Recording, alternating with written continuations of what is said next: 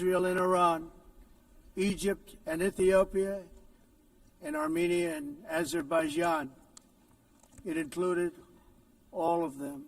No president or prime minister, and for that matter, no other country has ever done anything close to that. And I did it in just 7 months. It's never happened before. There's never been anything like that. I'm very honored to have done it. It's too bad that I had to do these things instead of the United Nations doing them. And sadly, in all cases, the United Nations did not even try to help in any of them. I ended 7 wars, dealt with the leaders of each and every one of these countries, and never even received a phone call from the United Nations offering to help in finalizing the deal. All I got from the United Nations was an escalator that on the way up stopped right in the middle. If the First Lady wasn't in great shape, she would have fallen. But she's in great shape.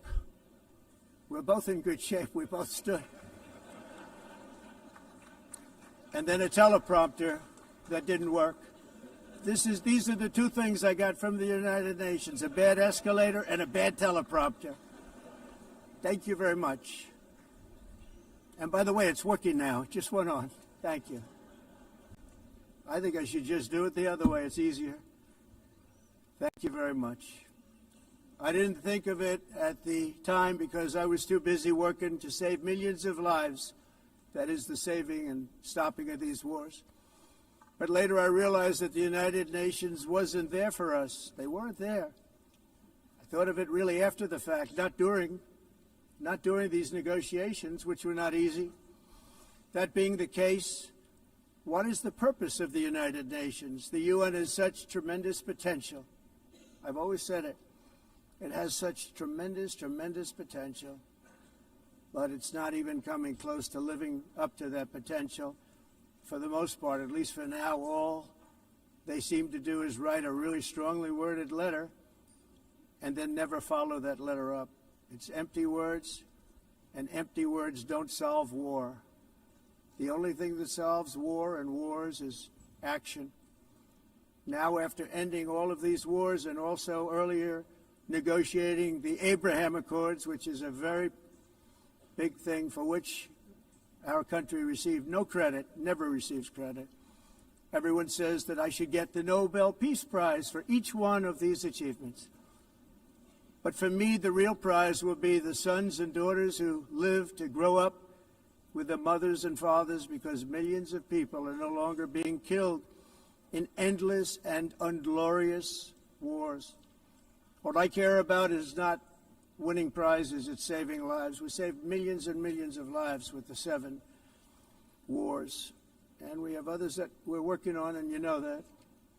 Many years ago, a very successful real estate developer in New York, known as Donald J. Trump, I bid on the renovation and rebuilding of this very United Nations complex. I remember it so well. I said at the time that I would do it for $500 million, rebuilding everything. It would be beautiful. I used to talk about, I'm going to give you marble floors. They're going to give you terrazzo. I'm going to give you the best of everything. You're going to have mahogany walls. They're going to give you plastic. But they decided to go in another direction, which was much more expensive at the time, and which actually produced a far inferior product. And I realized that they did not know what they were doing when it came to construction, and that their building concepts were so wrong, and the product that they were proposing to build was so bad and so costly. It was going to cost them a fortune. And I said, and wait till you see the overruns. Well, I turned out to be right. They had massive cost overruns and spent between $2 and $4 billion on the building and did not even get the marble floors that I promised them. You walk on terrazzo. Do you notice that? As far as I'm concerned, frankly, looking at the building and getting stuck on the escalator, they still haven't finished the job. They still haven't finished. That was years ago. The project was so corrupt that Congress actually asked me to testify before them on the tremendous waste of money, because it turned out that They had no idea what it was, but they knew it was anywhere between $2 and $4 billion as opposed to 500 million with a guarantee. But they had no idea, and I said it cost much more than $5 billion. Unfortunately, many things in the United Nations are happening just like that, but on an even much bigger scale, much, much bigger. Very sad to see. Whether the UN can manage to play a productive role, I've come here today to offer the hand of American leadership and friendship to any nation in this assembly that is willing to join us in forging a safer, more prosperous world. And it's a world that we'll be much happier with. A dramatically better future is within our reach. But to get there, we must reject the failed approaches of the past and work together to confront some of the greatest threats in history. There is no more serious danger to our planet today than the most powerful and destructive weapons ever devised by man, of which the United States, as you know, has many. Just as I did in my first term, I've made containing these threats a top priority, starting with the nation of Iran. My position is very simple. The world's #1 sponsor of terror can never be allowed to possess the most dangerous weapon. That's why, shortly after taking office, I sent the so-called Supreme Leader a letter making a generous offer. I extended a pledge of full cooperation in exchange for a suspension of Iran's nuclear program. The regime's answer was to continue their constant threats to their neighbors and U.S. interests throughout the region and some great countries that are right nearby. Today, many of Iran's former military commanders, in fact, I can say almost all of them, are no longer with us. They're dead. And 3 months ago, in Operation Midnight Hammer, 7 American B-2 bombers dropped the 14 30,000-pound each bombs on Iran's key nuclear facilities, totally obliterating everything. No other country on earth could have done what we did. No other country has the equipment to do what we did. We have the greatest weapons on earth. We hate to use them. But we did something that for 22 years people wanted to do. With Iran's nuclear enrichment capacity demolished, I immediately brokered an end to the 12-day war, as it's called, between Israel and Iran, with both sides agreeing to fight no longer. As everyone knows, I have also been deeply engaged in seeking a ceasefire in Gaza. Have to get that done. Have to get it done. Unfortunately, Hamas has repeatedly rejected reasonable offers to make peace. We can't forget October 7th, can we? Now, as if to encourage continued conflict, some of this body is seeking to unilaterally recognize a Palestinian state. The rewards would be too great for Hamas terrorists for their atrocities. This would be a reward for these horrible atrocities, including October 7th, even while they refuse to release the hostages or accept a ceasefire. Instead of giving to Hamas and giving so much, because they've taken so much, they have taken so much. This could have been solved so long ago. But instead of giving in to Hamas's ransom demands, those who want peace should be united with one message: release the hostages now. Just release the hostages now. Okay.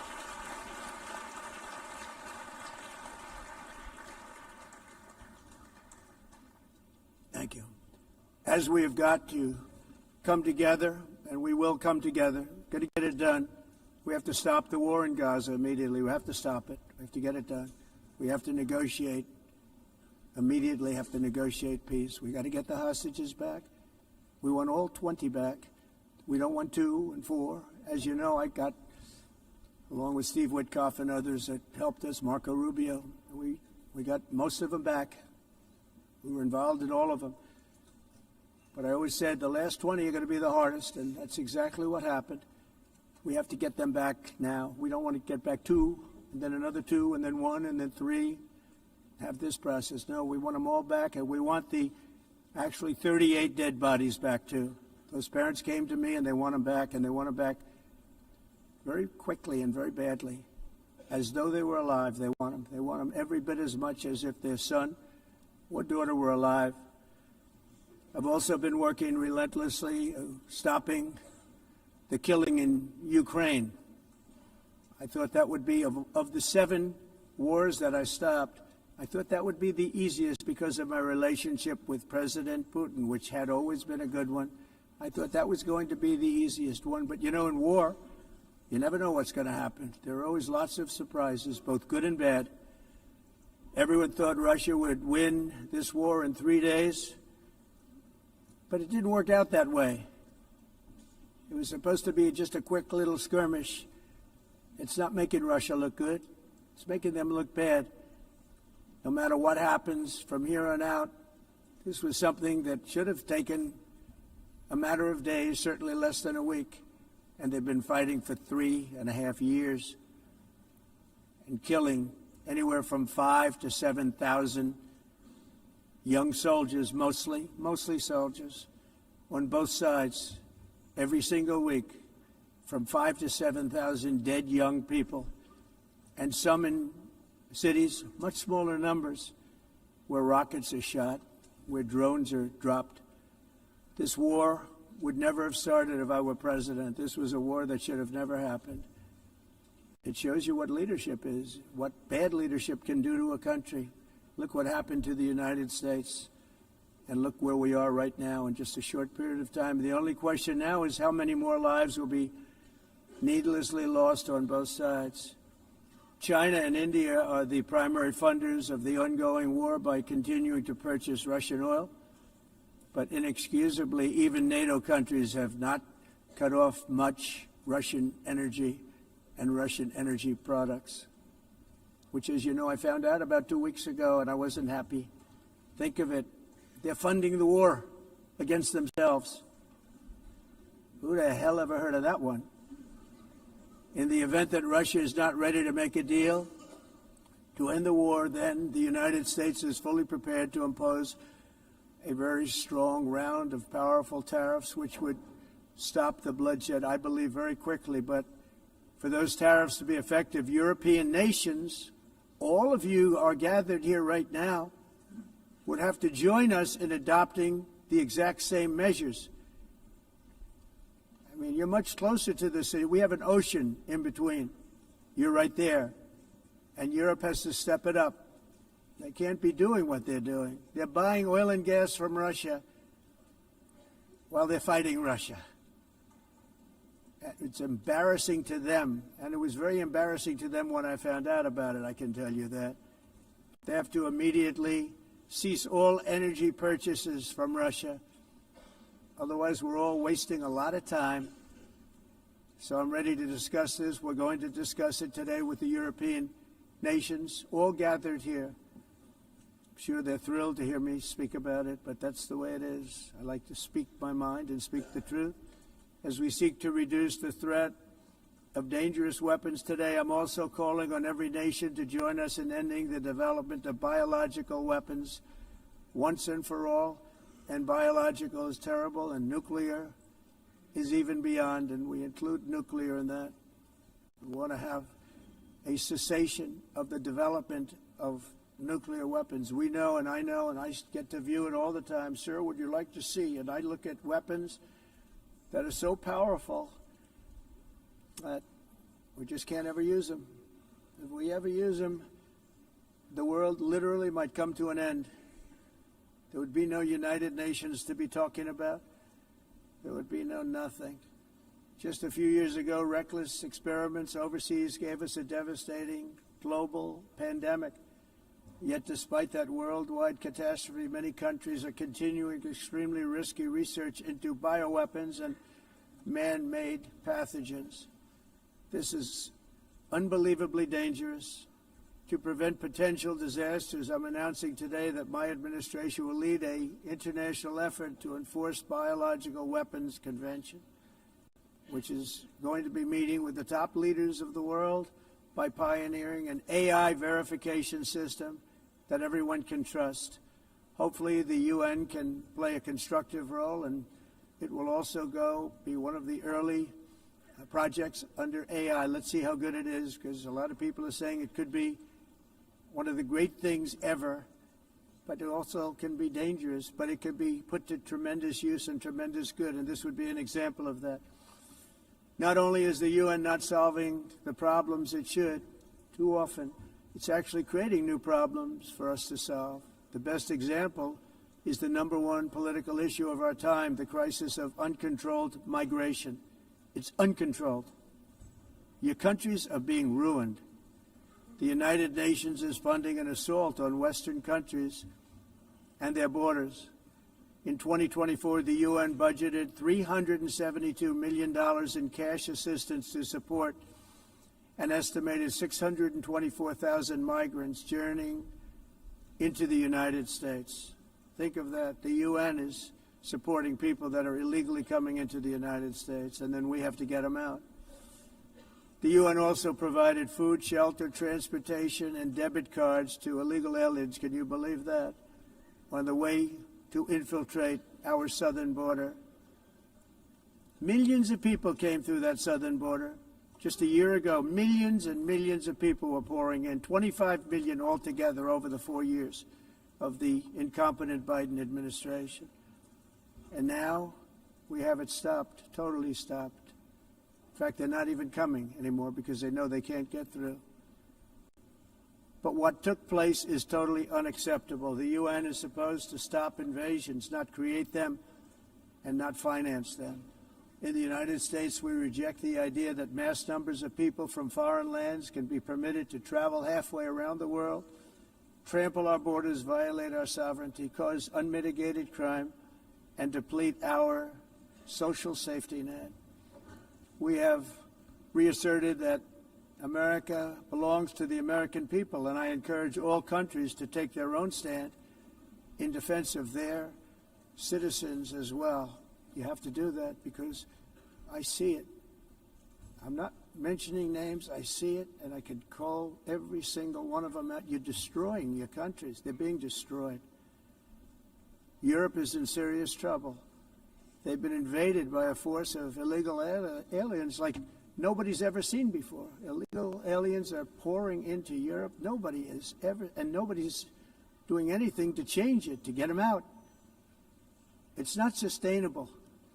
And because they choose to be politically correct, they're doing just absolutely nothing about it. And I have to say, I look at London, where you have a terrible mayor, terrible, terrible mayor.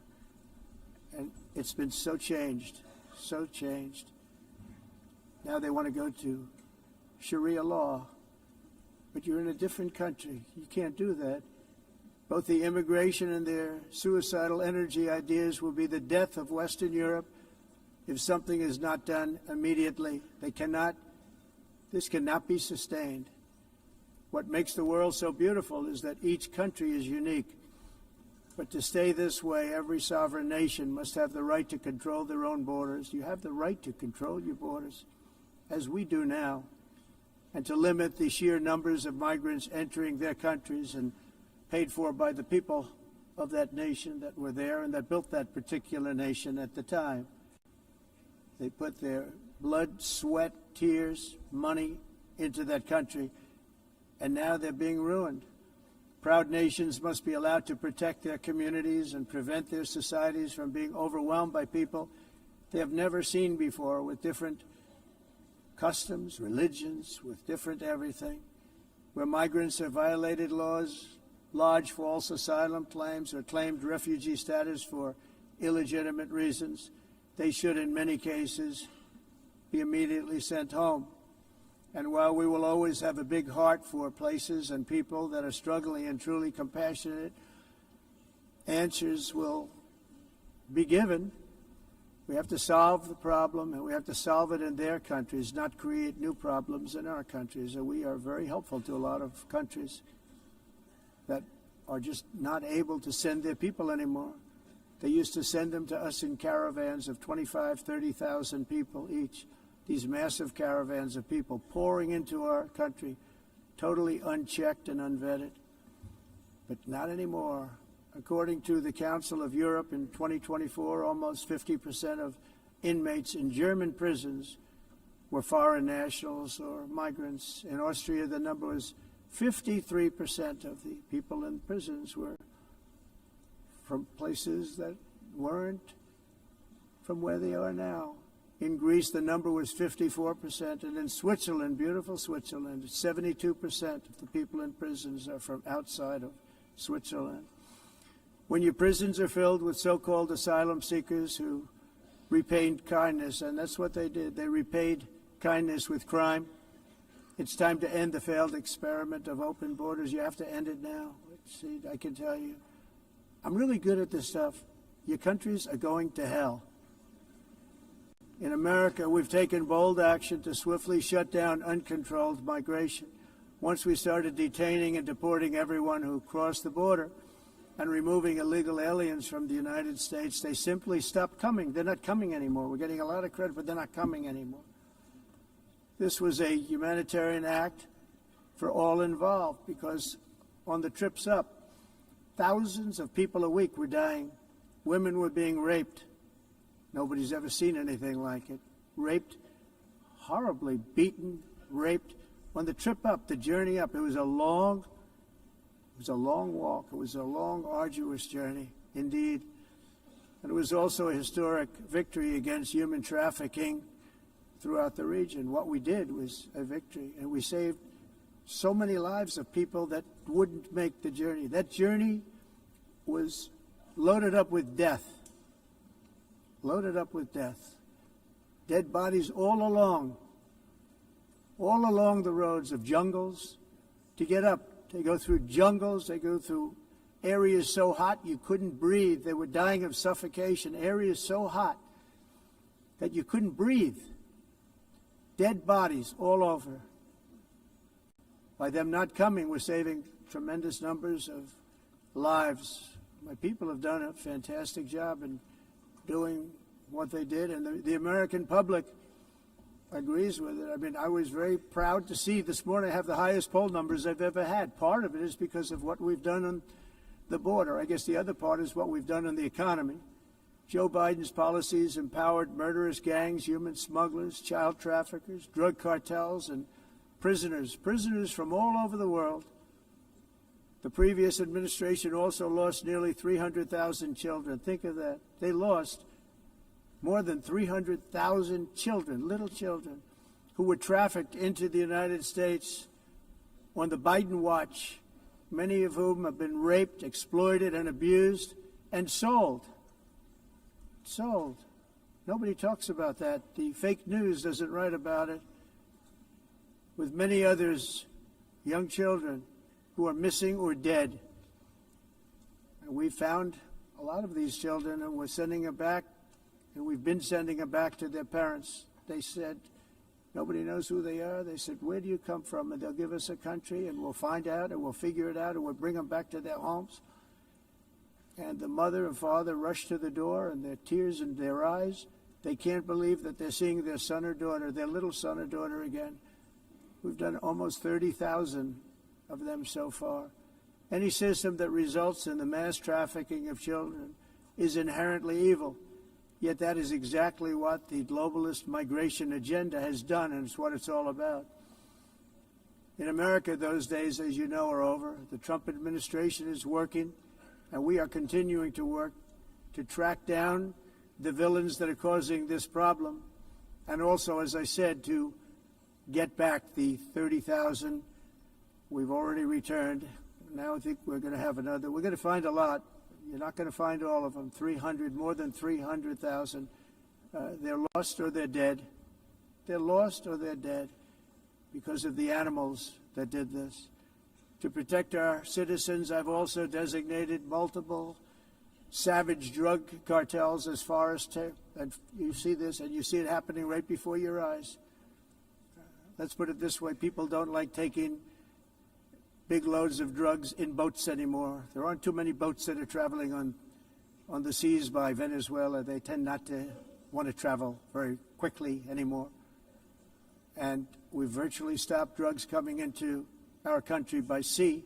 We call them the water drugs. They kill hundreds of thousands of people. I've also designated multiple savage drug cartels as far as foreign terrorist organizations, along with two bloodthirsty transnational gangs, probably the worst gangs anywhere in the world, MS-13 and Tren de Aragua. Tren de Aragua is from Venezuela, by the way. Such organizations torture, maim, mutilate, and murder with impunity. They're the enemies of all humanity. For this reason, we've recently begun using the supreme power of the United States military to destroy Venezuelan terrorists and trafficking networks led by Nicolas Maduro. To every terrorist thug smuggling poisonous drugs into the United States of America, please be warned that we will blow you out of existence. That's what we're doing. We have no choice. Can't let it happen. They're destroying. I believe we lost 300,000 people last year to drugs, 300,000. Fentanyl and other drugs. Each boat that we sink carries drugs that would kill more than 25,000 Americans. We will not let that happen. Energy is another area where the United States is now thriving like never before. We're getting rid of the falsely named renewables. By the way, they're a joke. They don't work. They're too expensive. They're not strong enough to fire up the plants that you need to make your country great. The wind doesn't blow. Those big windmills are so pathetic and so bad, so expensive to operate. And they have to be rebuilt all the time, and they start to rust and rot. Most expensive energy ever conceived, and it's actually energy. You're supposed to make money with energy, not lose money. You lose money, the governments have to subsidize. You can't put them out without massive subsidies. And most of them are built in China, and I give China a lot of credit. They build them, but they have very few wind farms. So why is it that they build them and they send them all over the world, but they barely use them? You know what they use? Coal. They use gas. They use almost anything, but they don't like wind. But they sure as hell like selling the windmills. Europe, on the other hand, is a long way to go, with many countries being on the brink of destruction because of the green energy agenda. And I give a lot of credit to Germany. Germany was being led down a very sick path, both on immigration, by the way, and on energy. They were going green, and they were going bankrupt. And the new leadership came in, and they went back to where they were, with fossil fuel and with nuclear, which is good. It's now safe. You can do it properly. But they went back to where they were, and they opened up a lot of different plants, energy-producing plants, and they're doing well. I give Germany a lot of credit for that. They've said this is a disaster, what's happening. They were going all green. All green is all bankrupt. That's what it represents. And it's not politically correct. I'll be very badly criticized for saying it, but I'm here to tell the truth. I don't care. It doesn't matter to me. I'm in New York City. I'm feeling a lot safer. Crime, we're getting crime down. And by the way, speaking of crime, Washington, D.C. was the crime capital of America. Now it's after 12 days, it's a totally safe city. Everyone's going out to dinner. They're going out to restaurants. Your wife can walk down the middle of the street with or without you. Nothing's going to happen. My people have done a fantastic job. And yes, I called in the National Guard, and the National Guard took care of business. And they weren't politically correct, but they took care of business. We got 1,700 career criminals out, brought them back to where they came from, the countries where they came from, or put them in jails. Washington, D.C. is now a totally safe city again, and I welcome you to come. In fact, we'll have dinner together at a local restaurant, and we'll be able to walk. We don't have to go by an armor-plated vehicle. We'll walk right over there from the White House. They've given up their powerful edge, a lot of the countries that we're talking about, in oil and gas, such as essentially closing the great North Sea oil. Oh, the North Sea, I know it so well. Aberdeen was the oil capital of Europe, and there's tremendous oil that hasn't been found in the North Sea. tremendous oil. And I was with the prime minister I respect and like a lot, and I said, you're sitting with the greatest asset. They essentially closed it by making it so highly taxed that no developer, no oil company can go there. They have tremendous oil left, and more importantly, they have tremendous oil that hasn't even been found yet. And what a tremendous asset for the United Kingdom. And I hope the Prime Minister is listening, because I told it to him 3 days in a row. That's all he heard. North Sea oil, North Sea, because I want to see them do well. I want to stop seeing them ruining that beautiful Scottish and English countryside with windmills and massive solar panels that go 7 miles by 7 miles, taking away farmland.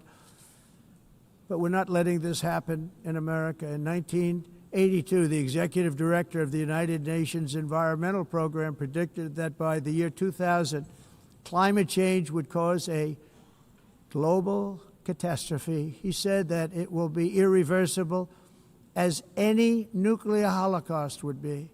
This is what they said at the United Nations. What happened? Here we are.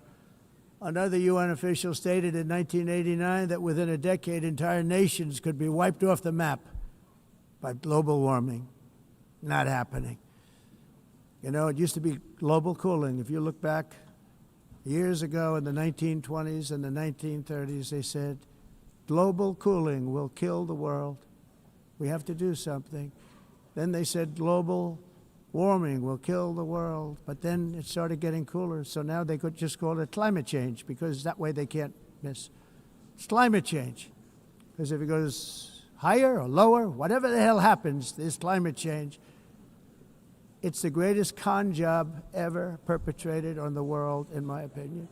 Climate change, no matter what happens, you're involved in that.